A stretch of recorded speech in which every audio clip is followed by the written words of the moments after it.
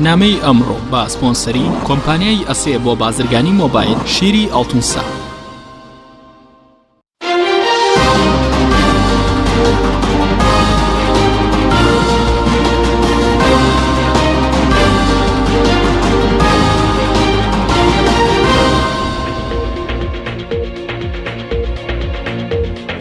بەناوی خوای گەورە سڵاوتان لەبێت بەڕێزان. کۆمەڵی ئیسلامی و بزوتنەوەی گۆڕان لە هەوڵەکانیان بەردەوامن بۆ تێپەڕانی دۆخی ئێستای هەرێمی کوردستان. کۆمەڵی ئیسلامی بزوتنەوەی گۆڕان دەیانەوێت بەرەیەکی ڕزگاری خوازی نیشتیمانی پێک بهێنرێت کە ئەرکی دروستکردنی حکوومەتی ڕزگاری نیشتیمانیە. بە میواندەرێک لە بەڕێزان لە ستۆدیۆی سەرەکیدانە عەبدولکەریم بەرپرسی بەشی حکوومەت لە ژووری حکوومەت و پەرلەمانی بزوتنەوەی گۆڕان، هەروە لە هەولێرەوە شوانڕابەر ئەندامی سەرکردایەتی کۆمەڵی ئیسلامی کوردستان تاوتوێم پرسە دەکەین. سەرەتا ڕاپۆرتێک دەبین، دواتر لەگەڵ میوانەکانمان درێژە بەم پرسە دەدەین. لە ئێستادا هەرێمی کوردستان دەست و پەنجە لەگەڵ ئەو شکستەدا نەرم دەکات کە ئەنجومەنی باڵای ڕیفراندۆم و ئەنجومەنی سیاسی کوردستان داش عێراق ڕوبەڕووی هەرێم و ئەزموونەکەیان کردەوە. بەڵام بۆ هەستانەوە چاوەکان لەسەر کۆمەڵی ئیسلامی و بزوتنەوەی گۆڕانن. ئەو دوو هێزەش تەواوی هەوڵەکانی خۆیان بۆ دەرباسکردنی هەرێم لەو شکست و قەیرانەی تێیکەوتووە خستووەتە گەڕ. لە دوای 16 ئۆکتۆبەر گۆڕان و کۆمەڵی ئیسلامی بە شێوەیەکی چڕ جم و جۆڵەکانیان دەست پێ کردووە و لە ماوەی چەند ڕۆژی ڕابردوشدا ژمارەیەک کۆبوونەوەی ئاشکرا و نهێنیان ئەنجام داوە. ئامانجی هەنگاوە نوێیەکی گۆڕان و کۆمەڵ گواستنەوەی هەرێمی کوردستانە بۆ کەنارێکی ئارامتر و باشکردنی گوزەرانی خەڵک. ئەمەش دوای ئەو شکست و قەیرانانەی بەهۆی سیاسەتە هەڵەکانی سەرکردایەتی ئەنجومەنی باڵای ڕیفراندۆم و ئەنجومەنی سیاسی کوردستان داش عێراق گیرۆدەی هەرێمی کوردستان و دەستکەوتەکانی گەلی کوردیان کرد و زیاتر لە نیوەی خاک و جوگرافیای کوردستانیشان دۆڕاند. بۆ ڕوبەڕووبوونەوەی دۆخی ئێستا و زاڵبوون بەسەر مەترسیەکاندا گۆڕان و کۆمەڵی ئیسلامی هەڵوەشاردنەوەی حکوومەتی ئێستا و پێکهێنانی حکوومەتی ڕزگاری نیشتیمانی بە چارەسەری هەنووکەی و خێرا دەزانن بۆ ئەوەی ڕێگە لە کەوتنی تەواوەتی ئەزموونی هەرێمی کوردستان بگیرێت. ڕزگاری نیشتیمانی لە فەرهەنگی سیاسیدا مەبەستەی ئامادەکردنی هەموو توانە و وزە و هەوڵەکانی نەتەوە یان گەلێکە لە پێناو ڕزگارکردنی بەرژەوەندی گشتی لە کاتی ڕوودانی قەیرانێکدا. لەسەر ئەو بنەمایەش هەریەک لە گۆڕان و کۆمەڵی ئیسلامی بە پرۆژەیەکی هاوبەش و هەمەلایەنە و بە پشتیوانی بەهێزی نێودەوڵەتی بانگهێشتی لایەنە سیاسیەکان و دڵسۆزانی گەلی کوردستان دەکەن بۆ سەرخوانی ڕزگاری نیشتیمانی و تێپەڕاندنی شکست و قەیرانەکانی قۆناغی ئێستا. بنامای سەرەکی بۆ هاتنە ئارای حکوومەتی ڕزگاری نیشتیمانی لە هەر وڵاتێکدا ئەوەیە ئەو ناوچەیە ڕوبەڕووی ئاژاوی سیاسی یاخود کۆمەڵایەتی یان شڵەژان و داڕوخانی ئابووری بوو بێتەوە. هەرێمی کوردستان سەرباری ئەوەی پێشتر حکوومەتەکەی دووچاری دەیان کێشە و قەیرانی سیاسی و دارایی و ئابووری بووەتەوە، لە ئێستاشدا ڕووداوەکانی کەرکووک و ناوچە دابڕێنراوەکان و شەڕی سوپا و حەشدی شابی هێندەی تر پێکهێنانی حکوومەتی ڕزگاری نیشتیمانی کردووەتە پێویستیەکی هەنووکەی. بەڕای چاودێران لەو حکوومەتە ڕزگاریە نیشتیمانیەی کە بزوتنەوەی گۆڕان و کۆمەڵی ئیسلامی داوای پێکهێنانی دەکەن پێویستە هەموو پارت و لایەن و کەسایەتیە سیاسیەکانی هەرێمی کوردستان بەشداری تێدا بکەن. هاوکات هۆشداری ئەوەش دەدەن لە حکوومەتی ڕزگاری نیشتیمانیدا نابێ ڕێگا بە بەشداری ئەو کەسانە بدرێتەوە کە پێشتر لە کایی حکومڕانی و بەڕێوەبردندا تاقی کراونەتەوە و شکستیان هێناوە.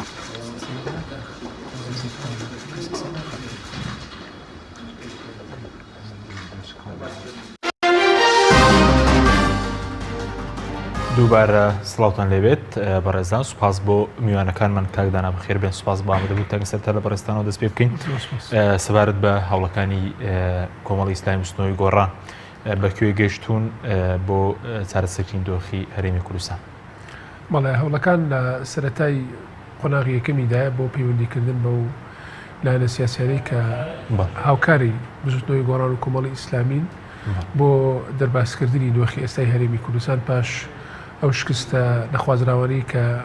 بەهۆی سیاسەتی هەڵەی دەسەڵاتدارانی هەرێمی کوردستان و بەسەر هەرێمی کوردستان هاتووە کە سەرەڕای خراپی بەڕێوەبردننی وڵات بەشێکی زۆری خاکی وڵاتیش لە دەست دراوە لە ئەنجامی ئەو سیاسەتە هەڵەیە. لە سەرەتا پەیوەندیەکرێ بە هەموو ئەو لایەنانی کە دیدێشی هاوبەشیان هەیە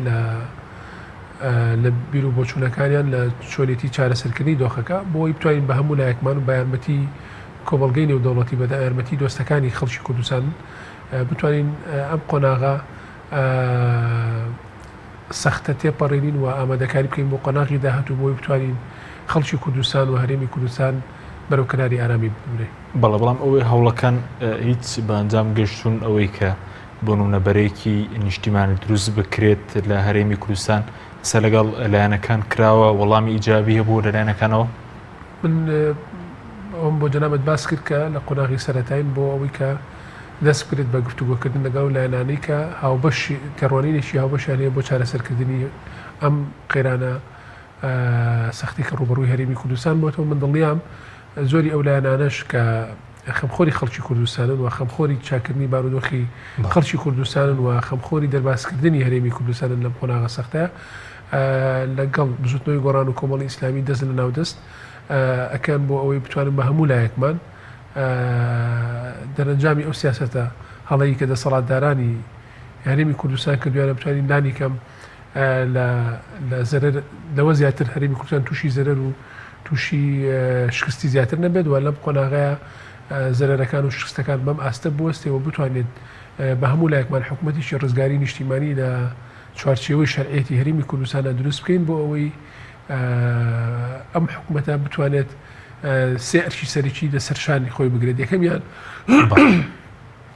بۆ ئەوەی نوێنەرایەتیشی ڕاستەقینەی خەڵکی کوردستان کا بۆ گفتوگۆکردن لەگەڵ حکوومەتی عێراقیە لە چوارچێوەی دەستوری عێراقا و دووەمیان بۆ باشترکردنی گوزەرانی خەڵکی کوردستان و سێهەمیشیان بۆ زمینە سازکردن بۆ لە ماوەیەکی کەمە بۆ هەڵبژاردنێکی پاک و بێگەر کە لە دەرەنجامی هەڵبژاردنە حکوومەتێکی سەقامگیر بێتەکایەوە بۆ خەڵکی کوردستان. بەڵام ئەو بەرنیشتمانی کە ئێوە وەکو گۆڕان و کۆمەڵتان ئەوی پێکی بێنن هەرتەنە لە گۆڕان و کۆمەڵ پێک نایەت لایەنەکانی تریش بەشدار دەبێت؟ بەدڵنیاییەوە ئەمە سەرەتایەکە و گۆڕان و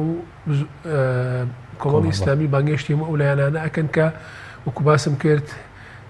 هاوبیرن یاخود هاو تێڕوانینیان هەیە لە چۆرێتی چارەسەرکردنی دۆخێستی هەرێمی کوردستانە. بەس ئێستا هەوڵەکان دەستی پێکردووە پێتەن وای ئەنجامی دەبێت ئەم بەڕێوەبەرێکی گەورە بێت. بەدڵنیایەوە لە چەند ڕۆژی داهاتووە وردەوردا دەرەنجامی ئەم هەوڵانە دەرەکەوێت و لە کاتێکی زۆر دوورانە بێت دەرەکەوێت کە ئەو لایەنانەی کە هاوخەمی چارەسەرکردنی دۆخی ئێستا هەرێمی کوردستانن بە یەک دەست لەگەڵ بزوتنەوەی گۆڕان لەگەڵ کۆمەڵی ئیسلامی لەگەڵ لایەنانەی تریشکە هاوتێڕوانینن بۆ چۆنێتی چارەسەرکردنی دۆخی ئێستا هەرێمی کوردستان دەرەکەوێت. قسە لەگەڵ هەموو لایەنەکان دەکرێت لە کوردستان؟ بەڵێ قسە لەگەڵ هەموو لایەنەکان دەکرێت بە دڵنیاییەوە چونکە هەرێمی کوردستان لەم قۆناغە سەختە پێویستی بە یەکریزیەکی ڕاستەقینە هەیە نەک یەکریزیەک لە چوارچێوەی پاراستنی بەرژەوەندی دەسەڵاتدارانە یەکریزیەک بێت کە لە پێناوی ڕزگارکردنی نیشتیمان بێ لەم دۆخە سەختەیە. بە دڵنیاییەوە بێ هەموو لایەنەکان قسەیان لەگەڵ کرێ و گفتوگویان لەگەڵ کرێ بۆی بتوانین زمینەیەک یاخود چوارچێوەیەکی هاوبەشی هەموو لایەنەکان کۆبکەینەوە بۆی لە چوارچێوەی ئەو ئامانجە سەرکیانی کە پەیوەندیدارە بە تێپەڕاندنی دۆخی ئێستا هەرێمی کوردستان وەکو باسم کرد کە یەکەم نوێنەرایەتیشی ڕاستەقینە دروست بکرێت بۆ گفتوگۆکردن لەگەڵ حکوومەتی ناوەند، دووهەم بۆ ئاساییکردنەوەی بارودۆخ و ژیانی گوزەرانی خەڵکی کوردستان، سێهەمیش بۆەوەی لە ماوەیەکی کەم 3 مانگ تا 6 مانگە بتوانرێت زمینە سازیشی گونجاو بکرێت بۆی بتوانێت هەڵبژاردنێکی پاک و بێگەر ئەنجام بدات. سپاس دەکەم بەڵای بەڕێز دەگەر بچینە هەورێ لای کاکشوان زۆر سپاس بۆ بەشداری بەڕێزیشتان لە بەرنامەکەماندا. دەمەوێت لە بەڕێزت بپرسم ئێستا ئەو هەوڵەی کە گۆڕان و کۆمەڵی ئیسلامی دەستیان پێ کردووە بۆ پێکێنانی حکوومەتی ڕزگاری نیشتیمانی، بۆچی گرینگە لەم قۆناغەدا بۆ کوردستان حکوومەت ڕزگاری نیشتیمانی پێک بێنرە؟ ئایا جگە لەم حکوومەتە بژاردەی تر نییە بۆ باشکردنی دۆخی هەرێمی کوردستان؟ بەڵێ، سەرەتا بەناوی خۆی گەورە و میهرەبان زۆر سپاس بۆ جەنابەت بۆ کاک دانا میوانی بەڕێزت. کاک حەچیمی بەڕێز، کاتێک کە ئێمە باس لەو گۆڕانکاریە گەورە دەکەین واتە ئەم بارودۆخەی کە ئێستا لە هەرێمی کوردستان لە ئارایە و پێکهێنانی حکوومەتێکی تر لە هەرێمی کوردستان پێویستە باس لە ئەسباب و مبەررات واتە هۆکار و پاساوەکان بکەین. ئایا بۆ لە ئێستادا خەڵک باس لەوە دەکا پێویستە حکوومەتێکی تر پێک بێ یاخود هەوڵێکی لەم جۆرە لەلایەن کۆمەڵ و گۆڕان لە ئارایە بێگومان کۆمەڵێک هۆکار و پاساو هەن ئەگەرنا ئێمە دەبێ بە شێوێکی یاسایی باس لە ئەسڵ و فەرع بکەین خۆی ئەسڵ ئەوەیە کە ئەگەر ڕووداوێکی ئاواش ڕووبدا حکوومەت خۆی هەڵوەشێنێتەوە بەر لەوەی کە هیچ لایەن و خەڵک داوای لێ بکەن یاخود ناچاری بکەن و ئەوەش لە ڕێگای هەڵبژارنەکان بێ هەڵبژارنەکان لە کاتی خۆیاندا بکرێ بەڵام زۆر بەداخەوە بەبێ هیچ پاساوێک تەماشە دەکەین ینی زۆر بەخێرا ریفراندۆمیان ئەنجامدا لەگەڵ ئەوەی کۆدەنجی نیشتیمانی لەسەر نەبوو لەگەڵ ئەوەی کە وڵاتێک لەگەڵ نەبوو گیان لە کەسی ناوخۆ کەسی دەرەوە نەگەر لەبەرەوەی بەرژەوەندیان لەوەدا بوو پێویستیان پێبوو بەڵام کەچی ئەسڵ بریتە لە هەڵبژاردن تەداولی سوڵتا کات خۆی حکومت و پەرلەمانیش لەسەر ئەم ئەساسە پێکاتوە بەڵام تا ئێستاش کە چەند ڕۆژێکی زۆر کەمی ماوە 5-6 ڕۆژی ماوە هەتا ئێستا نەبانگێشە دەستی پێکردووە نە بڕیار دراوە کە لە کاتی خۆیدا هەڵبژاردن بکرێ بەڵکو بەتەمان ئەو هەوڵەش ئەم هەڵبژاردنەش لەبار ببن کەواتە وێڕای ئەوەی کە بارودۆخێکی زۆر کتوپڕوونە هەموار لە دەرەنجامی ئەنجامدانی ریفراندۆم لە هەرێمی کوردستان هاتەکایەوە ئەویش ئەوە بوو کە لە هەرێمی کوردستان نیوەی خاچی هەرێمی کوردستان لە دەستدرا بە شێوەیەکیش کە بەڕاستی بە شەڕ نەبوو و ڕادەست کرا ئەویش دەگەڕێتەوە بۆ حکوومەت بۆ ئەو لیژنەیە یا ئەو کۆمیتە و سەرکردایەتیەی کە پێچیان هێنابوو بەناو سەرپەرشتی ریفراندۆمی دەکرد یا پرۆسە سیاسیەکانی دەکرد شکستی سیاسیان لە ئیدارەدان و لە حکومڕانی هێنا کەواتە خۆی لە خۆیدا بە پێی واقع بە پێی فەرهەنگی سیاسیش حکوومەتی ڕزگاری نیشتیمانی لەو کاتە پێک دێکە حکوومەت یا گەل و نیشتیمان دەکەوێتە تەنگژە و چەڵەمە و قەیرانێکی سیاسی دارایی ئەمنی جڤاچی ئیداری لە هەرێمی کوردستانیش نەک تەنها قەیرانێک ئابووری بەڵکو هەموو قەیرانەکان هاتوونەتە دی و بەرجەستە بوونە بۆیە پاساو زۆرە و هۆکار زۆرن کە لە ئێستادا حکوومەتێکی ڕزگاری نیشتیمانی پێک بێ بۆیە زۆر گرنگیشە کە بەڕاستی هەم ئەو دوولایەنەی دەسەڵاتدار بێنە ژێرباری ئەوەی ئەسڵەن ئەسڵ ئەوەیە کە بۆ خۆیان یعنی ئیستیقالە بدەن لە وڵاتانی ئەوروپا و پێشکەوتوو ینی ڕووداوێکی زۆر گچکە ڕوودەدا یا وەزیرێک یا تەنانەت حکوومەتێک دەست لە کار دەچێشێتەوە تێبینێک لێرە دەخەمەڕۆوی شەوەیە کاتێک کە ئێمە باس لە شکستی حکوومەت دەکەین خەڵکێکی تریش لی بەرپرسیارە لە بەرەوەی لە کوردستان کۆمەڵێک دامەزراوەی تر هەن بەڵام یعنی هەموو دامەزراوەکان خۆیان لە حکوومەت دەبینەوە دەبێ بە حکوومەت تەسمیە بکرێن و ناو ببرێن تێبینێکی تر ئەوەیە کاتێک کە باس لە شکستی حکوومەت دەکەین مانای ئەوەی نییە هەرچی وەزیرە و هەرچی وەزارەتە شکستیان هێناوە بۆ نمونە من وەکو کۆمەڵ کە باسەکەم ینی خەڵکی هەرێمی کوردستان زۆر جار شاهدی و گەواهی بۆ وەزیرە بەڕێزەکانی کۆمەڵ ئیسلامی دەدا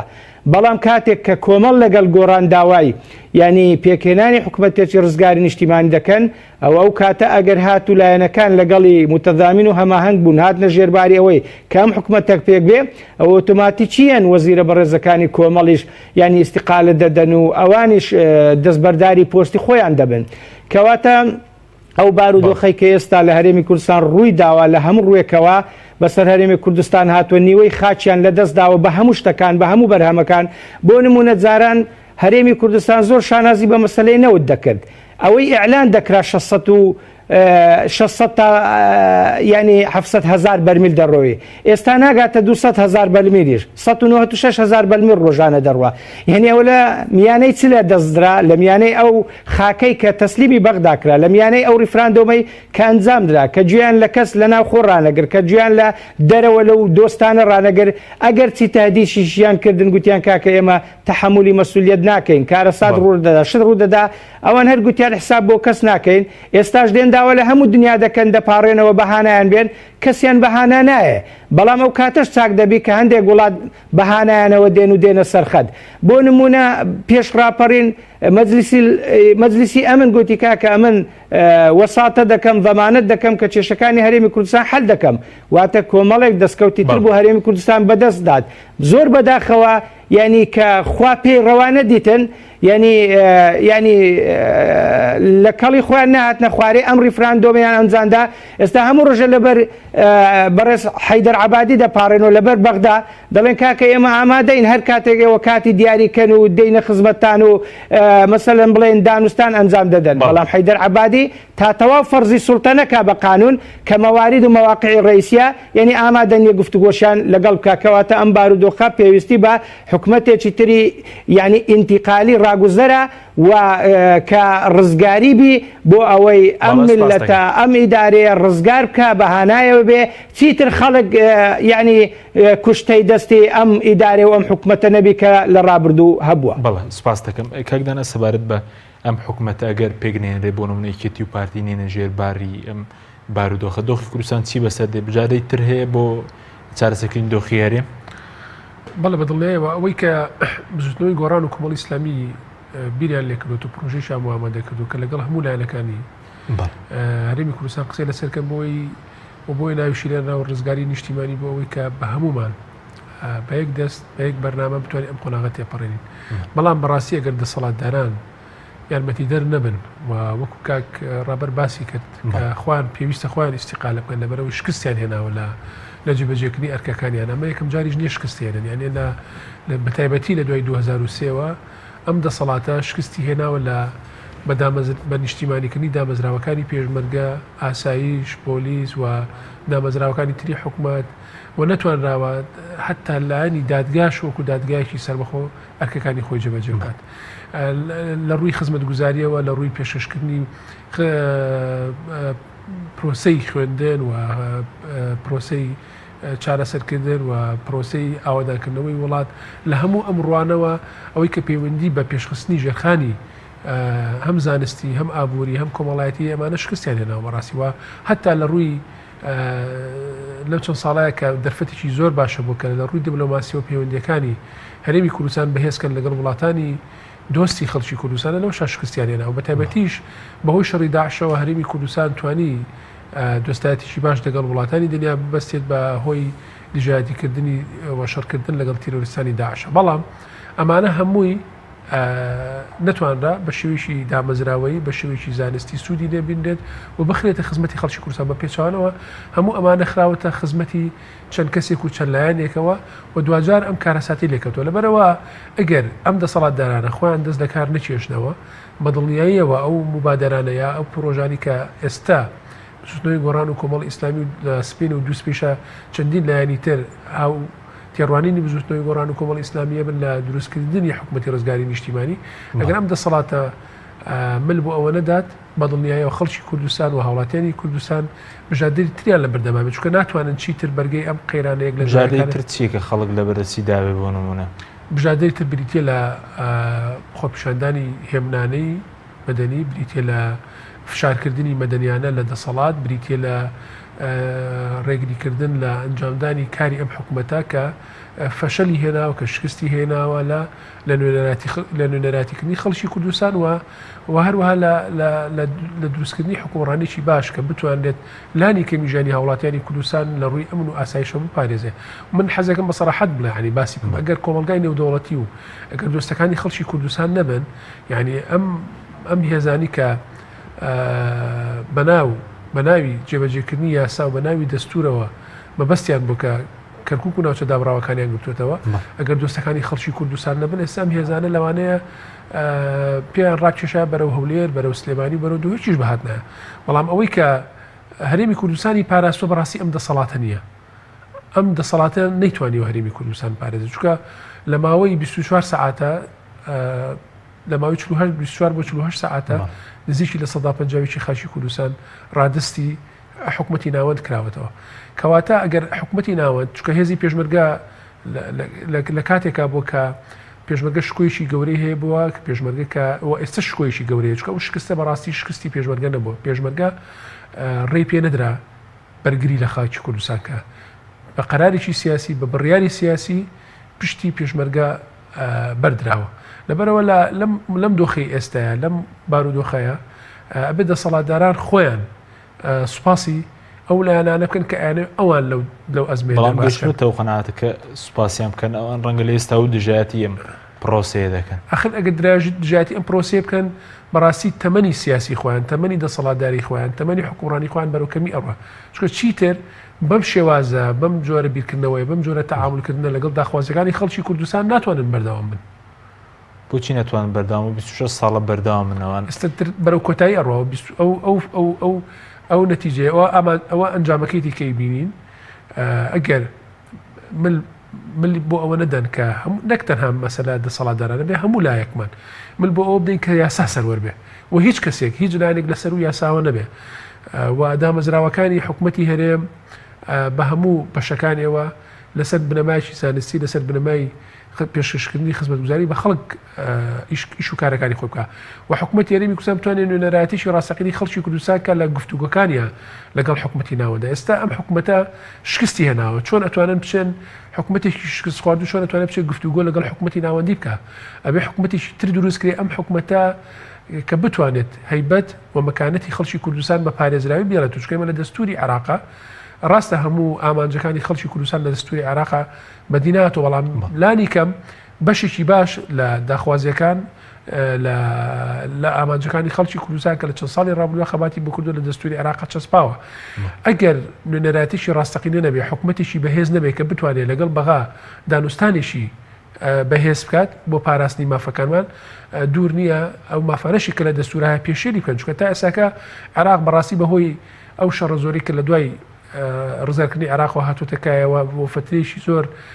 نائارامی تیا بووە دەستور جێبەجێ نەکراوە لە ئێستەوە سەرۆکوەزیرانی عێراق بانگەشەوە کاتر لەمە دووە دەستوری عێراقی ئەبێت جێبەجێ بکرێ کەواتە هیچ زمانێتێک نییە ئەو مافانی کە ئێمە لە دەستورە بەدەستمان هێناوە ئەگەر ئێمە یەکگرتوو نەبین یەکریز نەبین و حکوومەتێکی ڕاستەقینەمان نەبێت کە نوێنەراتی خەڵکی کوردستان کە ئەگەری زۆر ئەو مافانەشی کە لە دەستورە هەیە لە دەستی بین بەڵ سوپاس دەکەم کاکدەنە کاکشوانەگە بگرێنەوە لای بەڕێستان ناوبڕێکمان هەیە دوای ناوبڕە کە دەگەڕینەوە لای بەڕێستان لەگەڵمان بمێنێتەوە بەڵێ بینیرانی بەڕێز ناوبڕێک و دەگەڕینەوە لات بەرنامەی ئەمڕۆ با سپۆنسەری کۆمپانیای ئەسێ بۆ بازرگانی مۆبایل شیری ئەڵتونسا.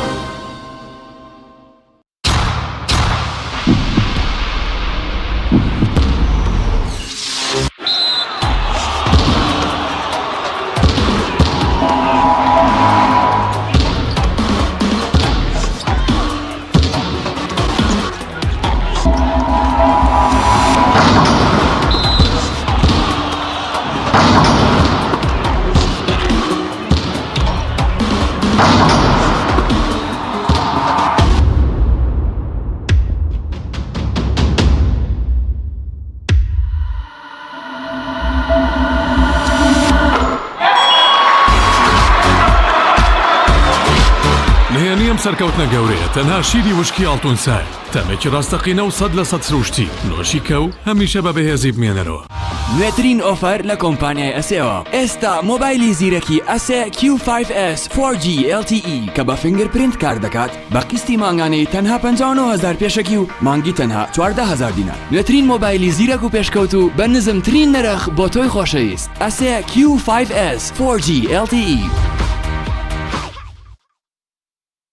سنتەری گوڵهنگ بۆ جادەرمانی سروشتی بۆ لە شولارێکی ڕێک و تەندروست هەڵدەستێت بە دابینکردنی کۆمەڵێت چای جادەرمان لەوانە چاینانە بەسوودە بۆڕی خۆڵە و گەدە و نەهێشتنی غازات مێشک و سووری خوێن چالاک دەکات لە دڵتێک هەڵچوون دەتپارێزێت بە تایبەت بۆ ئافرەتانی دووجان چای زەنجەفیل و لیمۆ هەنجوین بەرگری لەش بەهێز دەکات و بەسوودە بۆ هەڵامات شەشی لەشکەم دەکات و لاشت پاک دەکاتەوە لە مادەی ژەهراوی بەسوودە بە ئەوکردنی قوڕگ و فرێدانی بەڵغەم چای سەوزە جینگۆ کۆلسترۆل دادەبەزێنێ بەسوودە بۆ دابەزانی پەستانی خوێن و ڕێگرە لە زەهایمان چای جیسیم بە چای دژە پیری ناستراوە توانای سێکسیت بەهێز دەکات و چالاک بەشی جگەر و دڵ و مێشک و گورچی لەیە چای گوڵە حاجیلە دژی هەوکردن و گرژبوونی ماسوولکەیە تا دادەبەزێنێت و ئازار کەم دەکاتەوە هەروەها بەسوودە بۆ ئازاری سووری مانگانە.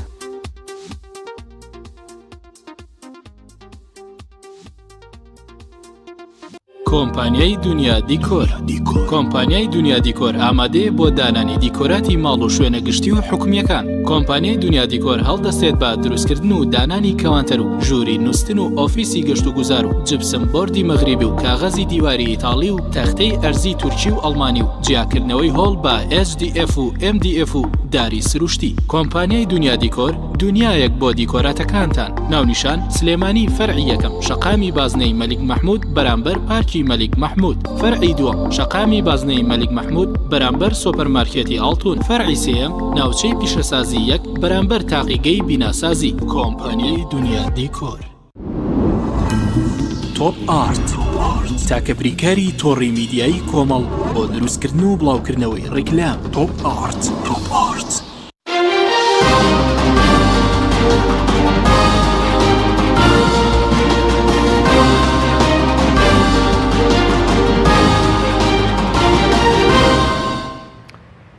دووبارە سڵاوتان لەبێت بەڕێزان. کاک چۆن ئەگەر بگەڕێمەوە لای بەڕێزت سەبارەت بەوەی ئەگەر یەکێتی و پارتی من نەدەن بۆ پێکهێنانی حکوومەتی ڕزگاری نیشتیمانی کە کاکدانا باسی لۆکەیەکی لە گلارکەکانی ئەوە دەبێت کەوتوێش لەگەڵ بەغداد بکە کە تاکو ئێستا بەغداد ئامادە نییە مامەڵ لەگەڵ ئەم حکوومەتەی ئێستادا بکات. دۆخی خەڵک بەتایبەتی موچە و ژیانی خەڵک بەم شێوەیە نامێنێتەوە ئەگەر یەکێتی و پارتی من بۆم پرسە نەدەن؟ بەڵێ خۆی بە کورتی کاچێم تا ئێستا کۆمەڵی ئیسلامی یەک بڵێن گۆڕان چەند کۆبوونەوەیەکیان کردووە چەند هەوڵێکیان داوە بەیانیان دەرکردووە ینی مەبەستەکانی خۆیان بۆ حکوومەتی پێکهێنانی ڕزگاری نیشتیمانی ڕاگەیاندووە و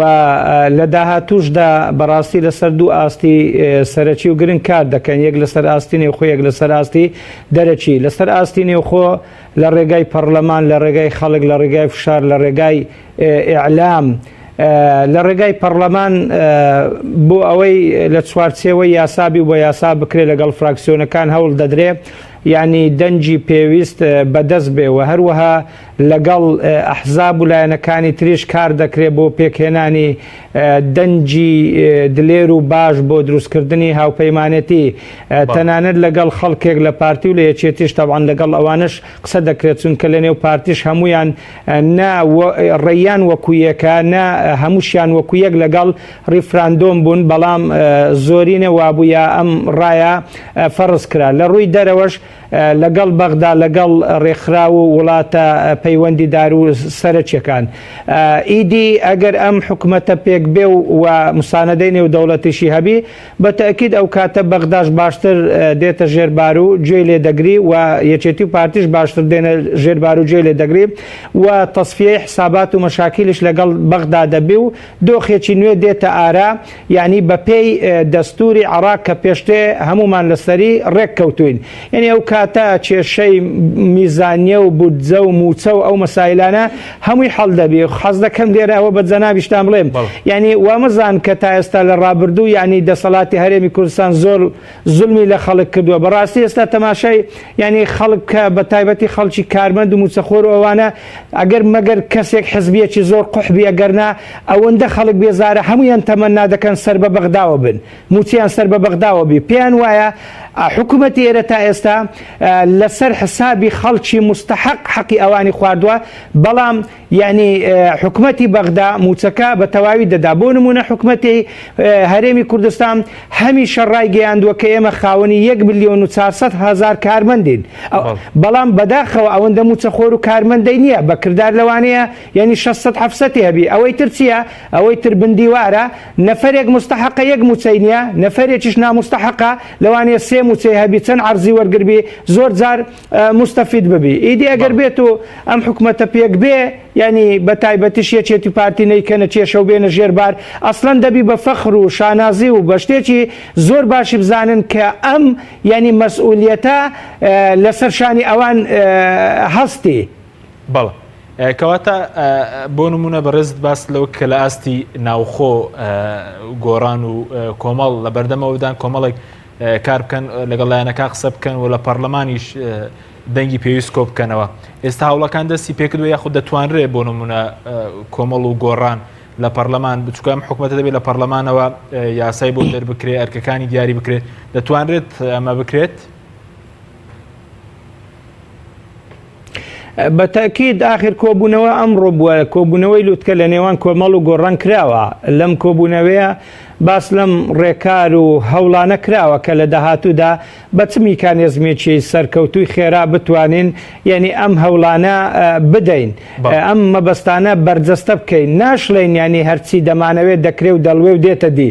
یعنی گرنگ ئەوەیە کۆمەڵ و گۆڕان بەڕاستی دەبێ لایەنەکانیش بە تایبەتی خەڵکی هەرێمی کوردستان زۆر دەستخۆشیان لێ بکەن لەسەر حسابی خۆیان باز دەدەن لە جیاتی ئەوەی حکوومەتی هەرێمی کوردستان باجی لە جیاتی باجی خەڵک دابا خەڵک کۆڕەوی بۆ دروست بووە خەڵک ئاوارە بووە کێمە باسمان کرد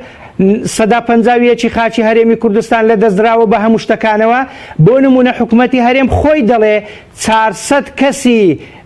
مەدەنی لەو ناوچانە کوژراوە هەندێک ژێدەر دەرێن زیاتر لە 100 پێشمەرگە کوژراوە من دوێنێ لە شوێنێک بۆم بریندارێک تەواو بوو کە پێشمەرگە بوو ینی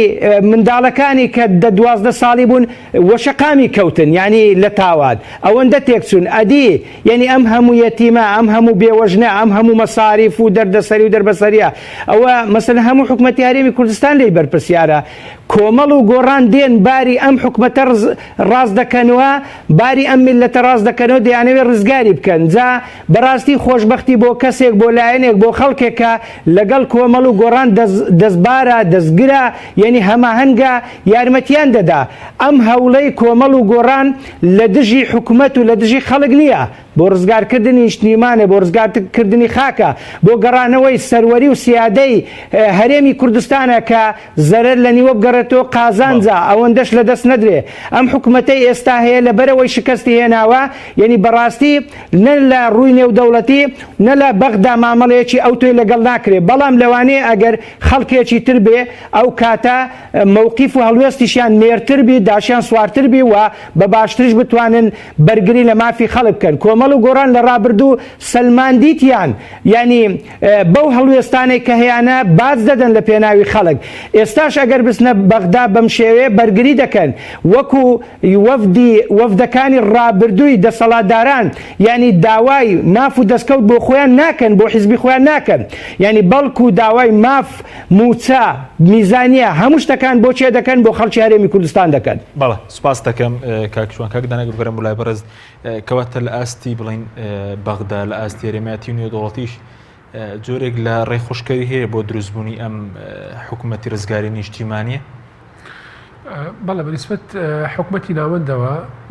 و ئاشکرایە کە ئەوان ئەم دەسەڵاتی ئێستا بە هۆکاری ئەم کارەساتان نازانن و حکوومەتی ناوەند پێی باشە کە بتوانێت لەگەڵ خەڵکێکا قسە بکات کە بتوانێت هەم یارمەتیدەری حکوومەتی ناوەند بێ بۆ ئاساییکردنەوەی بارودۆخی هەرێمی کوردستان لەگەڵ حکوومەتی ناوەندە بۆی لە چوارچێوەی دەستوری عێراق بتوانین ژیانێکی ئاسایی لەگەڵ باقی پێکاتواگەدارم بۆی چکە هەرێن دوێت هەرو توێژ لەگەڵ بەغداد کە تا ئێستا دەسەڵاتدارانی عێراق و توێژ لەگەڵ حکوومەتەکەی ئێستا ناکەن حکوومەتی ئێستا هەیە تا ئێستا ئەو دەراویشتانی دەرکەوتووە وا دەرەکەوێت کە حکوومەتی ناوەند تا ئەم ساتەش ئامادەنیە گفتوگۆ لەگەڵ حکوومەتی ئێستا ئەی خواستی دەولی چیە بۆ توێژ لەگەڵ عێراق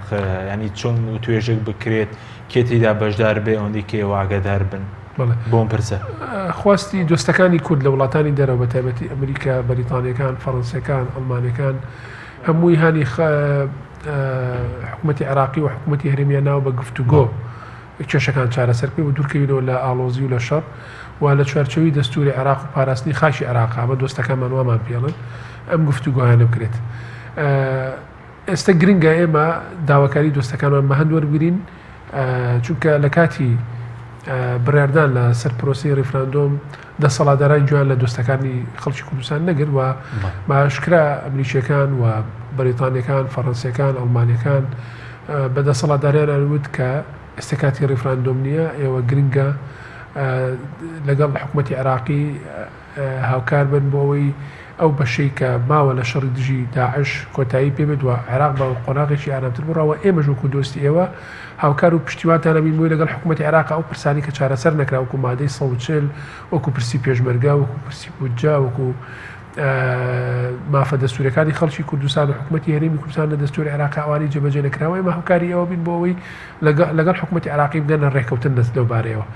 بەداخەوە ئاگاداریشیان کردین دۆستەکان وتیان ئەگەر ئێوە سوور بن لەسەر ئەم ڕیفراندۆمە لەبەرەوەی چوارچێوەیەکی یاسایی نییە لەبەرەوەی ئەم بڕیارە بڕیارێکی تاگلایانەیە بەبێ ڕاوێژ بۆ لەگەڵ حکوومەتی عراقی دوایی هەست دەرەنجامیشی بێ خۆتان بەرپرسیارە بن وە بە عشکرا ئەمایان بە دەسەڵاتدارانی هەرێمی کوردستان و تۆ بەڵام بەداخەوە لەبەرەوەی دەسەڵاتداران هیچ کات خەمخۆری ڕاستەقینەی میلەت نەبوون و لە ئازارەکانی میلەت تێنەگەیشتن بۆیە بێباکانە بەردەوام بوون لەسەر بڕێرە تاگڕەوەیەکانیان یعنی ئەگەر ئازاری خەڵک ئازاری دەسەڵات وایە ینی کچ کاتێک دەسەڵاتێکی ڕاستەقینەیە هەچ کاتێک میلەتەکەی خەڵکەکەی ئازاری پێگەشت دەسەڵاتەکە و ئازارە هەست پێ بکات بەڵام ئەوەی کە دەرکەوت ئەم دەسەڵاتە هەست بە ئازارەکانی میلەتەکەی خۆی ناکە لەبەرەوە بەردەوام بۆ لەسەر بڕێراڵەکانی ئێستا کە ئێمە داوا ئەکەین کە جۆ لە ئامۆژگاریەکانی دۆستەکانمان بگرین بۆ ئەوی لەگەڵ حکوومەتی عراقی لە چوارچێوەی دەستوری عێراقا لانی کەم لەم دۆخەدا بتوانین ژیان و گوزەرانی خەڵکی کوردستان بەرەو ئارامی بەرین چ لە ڕووی بژێویە چ لە ڕووی ئەمن و ئاسایشەوە چکە تا ئەم دەقەیەش خەڵکی کوردستان نەک تەنها لە ڕووی ئابوووریەوە لە ڕووی ئاسایشی نیشتیمانیشەوە لە دۆخێکی سەقامگیرانێت چکە ئەگەرەکان لە بەردەمای کەشەڕەکان لەوانەیە فراوانتریش بێ لە داهاتووخەوە ناکرێت ئێمە وا تەسەوەر بکەین کە احتیمال نییە زۆر باش تووشیمەوەستمەوە ئێستا هەم لە ئاسێریماتی نێودەوڵەتیی بەدوای بەدیل دەگەڕێن بۆ دەسەڵاتی هەرێمی کوردستان من تەسەوڕەکەم دۆستەکان هانی دەسەڵاتدارانی ئێستا ئەوێن کە بێ کورد نێوماڵی خۆی ڕێک بخاتەوە و ئەوەشیان پێ ڕاگەیاندون و بێ بە یەک ریزی گفتوگۆ لەگەڵ بەغدا بکرێت بە دڵنیاییەوە دۆستەکانی خەڵکی کوردستان ئەوانەی کە تا ئێستا هاوکاری خەڵکی کوردستان بوون هانی پارتیوی چیتیان داوە کە ناکرێت چیتر بەم شێوازی کە پێشتر بەردەوام بوون لە چۆنێتی دروستکردنی بڕیارە بەم شێوازە بەردەوام من چکەمە لە قازانجی یەکەم خەڵکی کوردستان نابێ و دووەم لە قازانجی خۆشیان نابێت بەڵە زۆر باش باسی ئەوی کاکشوانیش باسی کرد یەکێک لە ڕێگاکان مەسلەی خەباتی پەرلەمانی بۆ چەسپان دێم حکوومەتە ڕزگاری نیشتیمانیە دەتوانرێت ئەمە بکرێت لە پەرلەمانەوە ئەرکەکانی داری بکرێت حکوومەتە ماوەکەی بەڵێ بەدڵنیاییەوە یەکەم هەنگاوە بێ لە پەرلەمانی کوردستانەوە بچکە پەرلەمانی کوردستان بژێراوی خەڵکی کوردستانەوە نوێنەراتێکی ڕاستەقینەی خەڵکی کوردستانەکە بەداخەوە لە 2 ساڵی ڕابردووە بەهۆی بڕیاری سەرۆکی پارتی دیموکراتی کوردستان پەرلەمانی کوردستان کە نوێنەری ڕاستەقینەی خەڵکی کوردستانە لە پەخراوە ڕێگری لە سەرۆکی پەرلەمان کراوە کودەتا بەسەر شەرعێتی خەڵکی کوردستانە کراوە و ئەو کودەتایە بۆ هۆی کە ئەم بڕیارە ناڕاستانە دەربکرێت ئەگەر پەرلەمان لە دۆخێکی ئاساییە بووایە و سەرۆکاتی پەرلەمان بارکەکانی خۆی هەستایە و پەرلەمان ڕێخۆشکەر بووە بۆ دروستکردنی بڕیار و ئەو بڕیارە لە پەرلەمانەوە دەربچوە من دڵنیام پەرلەمانی کوردستان بە هیچ کاتێک بڕیاریە نایە لەم کاتە و لەم بارودۆخی ئەم ڕیفراندۆمە ئەنجام بدرێت خەڵکی کوردستان مافی خۆیەتی کە بڕیار لە چارەنووسی خۆی بات و بڕیار لەو بات کە بەردەوامە بێت لەگەڵ عێراق لە چوارچێوەی پاراستنی بەرژەوەندەکانی خەڵکی کوردستان لە چوارچێوەی دەستورا یاخود بڕیارەدات کە لە چوارچێوەی دەوڵەتیشی سەربەخۆیە چارەنووسی خۆی یەکلای کات وەڵام ئەمانە کێ بێ ئەبێت پایەکانی دروستبوونی دەوڵەتت پایەکانی حکومڕانی چەسپاندن بێت یعنی تۆ بێت لە ڕووی ئابوووریەوە بەهێز بیت دەبێت لە ڕووی سەربازیەوە بەهێز بیت ئەبێت لە ڕووی دیپلۆماسیەوە بەهێز بیت ئەبێت لە ڕووی یەکریزی نیشتیمانیەوە ینی تۆ من سریم لێ مەسەلەن بەڕێز سەرۆکی پارتی دیموکراتی کوردستان مانگەشەی ریفراندۆمی کرد بەڵام بەرامبەر بەوە لەگەڵ نوێنەرانی ڕاستەقینەی خەڵکی کوردستان کە بەشێکی کەم نین کە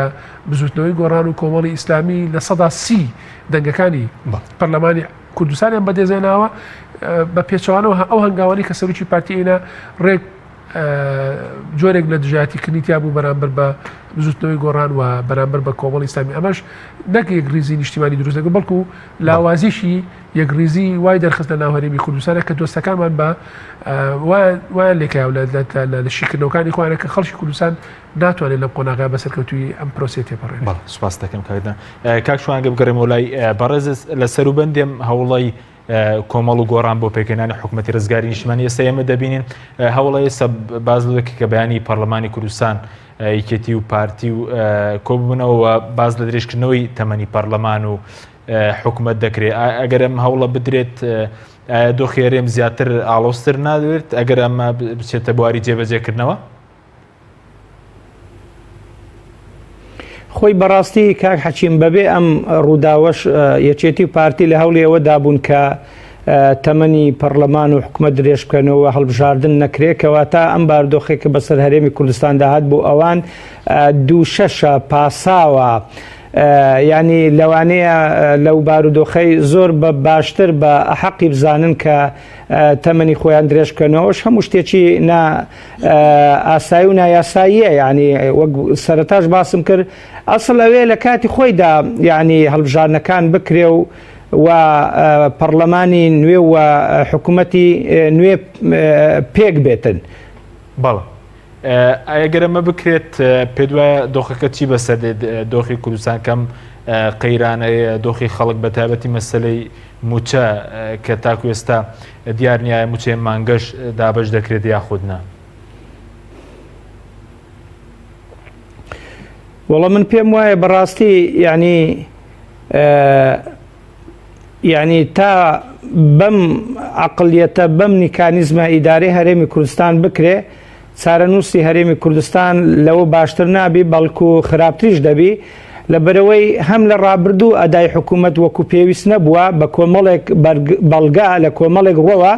ئاخر شتیش ئەوە بوو کە نیوەی خاچی هەرێمی کوردستانیان ڕادەست کرد لە پێناو چێ تەنیا لە پێناوی ئەوەی لە دەرەنجامی ریفراندۆم گفتوگویان لەگەڵ بکرێ بۆ چونکە دوای ئەوەی کە گفتوگۆیان کرد بینیە ئەوە ریفراندۆمی ئەنجامدا ینی تەقدیمی دانوستانیان کرد بەغدابەیی شێوەیەک دەواازەی لێ نەکردنەوە هەستان نیوەی خاچی هەرێمی کوردستانیان تەسلیم کرد بۆ ئەوەی گفتوگویان لەگەڵ بکرێ ئێستاش گفتوگویان لەگەڵ ناکرێ کەواتە ئەگەر بێت و تەمەنی پەرلەمان و حکوومەتیش لەلایەن ئەوانە بم شێوێش درێژ بکرێتەوە ئەوە ئەزمە لە دوای ئەزمە ڕوودەدا بەڵام بە دەرەجەیەک ینی خەڵک دەبێتە کوشتەی دەستی ئەم مەسەلەیە بۆ نمونە لە ڕابردوو ینی بەرمیلێک نەوت بە $30 $40 دەیدەنە وڵاتان بەڵام بە $150 دەیدەنە خەڵک ینی بەڕاستی دەبێ ئەم حکوومەتە پێیوابی کە ئەم خەڵکە خاتری زۆری حکوومەتی گرتووە ڕێزی زۆری گرتووە تا ئێستا یعنی هیچ هەڵوێستێکی بەرامبەر بە حکوومەت نەکردووە ئەگەرنا بەڕاستی ئەم زوڵمەی کە ئەوان لە خەڵک دەیکەن زوڵمێکی بێوێنەیە و ئەم بارودۆخەی بەسەریشیان هاتووە نەتیجەی ئەم زوڵمەیە وەزلەی میهرەبانیە خوای سوبحانەوە تەعالەش تۆڵیان لێ دەکاتەوە و خەڵکیش تۆڵیان لێ دەکاتەوە بەڵام ئەوان دێن بەشتی تری پەردەپۆش دەکەن بۆ نمونە باسی شەڕکردن و نەکردن و پێشمەرگەی دەکەن ئەمە شکستی ئیدارەیە شکستی سیاسیە سیاسیەکان سەرکردەکان باڵادەستەکان شکستیان هێناوە بەڵام دێن باسی پێشمەرگە دەکەن ئەوان ڕێگەیان نەداوە بەوەی کە پێشمەرگە شەڕکا و دێن لێرە شکۆی پێشمەرگەش دەشتێنن. بەڵێ سپاس دەکەم کاکچمەکە دانا کاتمەکەمەوە تا کوێ گۆڕان و کۆمەڵ لەگەڵ ئەم پرسی حکوومەتی نیشتیمانی دەڕۆن لەگەڵ ئەم پرسە تا ئەو کاتە لەگەڵ یاڕۆن کە پرۆسەکە بچێتە قۆناغی سەرکەوتنەوە بەڕاستی چونکە بزوتنەوەی گۆڕان کۆمەڵی ئیسلامی بەبەستیانە بە ڕێگەی مەدەنی بە ڕێگەی دیموکراسی قەنەعەت بە دەسەڵاتداران بکەن کە چی تر بەردەوام لەبن لەسەر ئەم ئەگەر سەر نەکەوت ئەگەر سەر نەکەوت ئیتر بژاردەکان درێتە دەست خەڵکی کوردستان خەڵکی کوردستانە بێ خۆی بڕێڕێت. بەڵێ بەس ئەم هەوڵەیەوە بە کورتی باز دۆکێ بۆ مەسەلەن دوو ئیدارەیە بۆ نییە کە کوردستان یەک قەوارەمێندێک پرۆپاگەندەیەوە دەکرێت نا بە پێچوانەوە ئێمە لە کۆتایی هەفتەی ڕابردوو لە کۆبوونەوەیشی هاوبەشی بزوتنەوەی گۆڕان و کۆمەڵی ئیسلامی بەنامەیەکی دەرکراوە ڕاگەندرەکراوە کە تاکید لە پاراستنی یەک ئیدارەی هەرێمی کوردستان نەکرێت و لە تاکید لە پاراستنی قەوارەی سیاسی هەرێمی کوردستان نەکرێت و بزوتنەوەی گۆڕان و کۆمەڵی ئیسلامی بە هیچ شێوەیەک لەگەڵ دوو ئیدارەی نین بەعکسەوە ئەوانەی کە نایاری خەڵکی کوردستانن لە وڵاتانی کە نایانێ خەڵکی کوردستان یەک ریز بێ ئایانەوێت دووبەرێکی دروستکەن دوو ئیداری دروستکەن بۆی لە ڕێگەی ئەوە شەڕی ناخۆ دروستکەنەوە بە هیچ شێوەیەک نەبزوتنەوەی گۆڕان لە کۆمەڵی ئیسلامی لەگەڵ دوو ئیدارەی نیە. بەڵێ بۆ موچە دوا پرسیارم بۆ موچە ئێستا باشترین شت بکرێت چییە پێکەنانی ئەم حکوومەتەیە بۆی توێژ لەگەڵ بەغداد بکە بەدڵنیایەوە باشترین بژاردە ئەوەیە کە حکوومەتی ڕزگاری نیشتیمانی لە زووترین کاتا پێک بێت بۆی بتوانێت گفتوگۆیشی ڕازگۆیانە لەسەر بنەماکانی مافەکانی خەڵکی کوردستان لە چوارچێوەی دەستوێری عێراقا لەگەڵ حکوومەتی ناوەند بکە بۆی بتوانێت مافە داراییەکان مافە یاسایەکانی خەڵکی کوردستان پارێزراوێ. بەڵێ بەڕێز دانا عەبدولکەریم بەرپرسی بەشی حکوومەت لە ژێر حکوومەت و پەرلەمانی نیشتیمانی گۆڕان زۆر سپاس بۆ بەڕێستان کە لە ستۆری سەرەکی لەگەڵمان بووی هەروە زۆر سپاس بۆ بەڕێز شوان ڕابەرەندامی سەکرتێریەتی کۆمەڵی ئیسلامی کە لە هەولێرەوە لەگەڵمان بووی سپاس بۆ بینێدانی بەڕێز سپاس بۆ هاوکارانم خواتان لەگەڵ.